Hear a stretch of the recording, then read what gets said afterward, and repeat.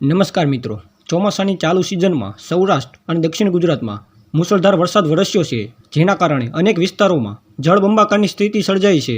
હાલ ચાલી રહેલા વરસાદી રાઉન્ડમાં મધ્ય ગુજરાતમાં પણ મુશળધાર વરસાદ પડ્યો છે. હવામાન નિષ્ણાતોની મોટી આગાહી સામે આવી છે.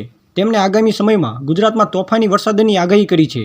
પણ આગળ આગાહી વિશે વાત કરીએ તે પહેલાં તમે અમારી ચેનલ ઉપર નવા હોય તો ચેનલને સબસ્ક્રાઇબ જરૂરથી કરી લેજો, જેથી હવામાનની આવી જાણકારી તમને અમારી ચેનલ ઉપરથી મળતી રહે. તો સૌરાષ્ટ્ર સહિતના વિસ્તારોમાં વરસાદે ભૂકા બોલાવ્યા છે અને નદી નાળામાં પૂરની સ્થિતિ જોવા મળી છે. ત્યારે હવે 2 ઓગસ્ટના રોજ નક્ષત્ર બદલાઈ રહ્યું છે.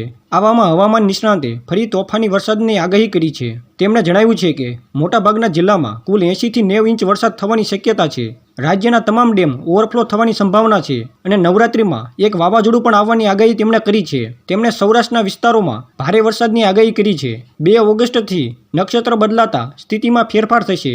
રાજકોટ અને જૂનાગઢમાં ભારે વરસાદ પડવાની શક્યતા છે. ઉત્તર અને દક્ષિણ ગુજરાતમાં અતિ ભારે વરસાદ થવાની શક્યતા છે. જ્યારે આ વર્ષે વરસાદ ખૂબ જ લાંબો ચાલવાની પણ આગાહી કરી છે.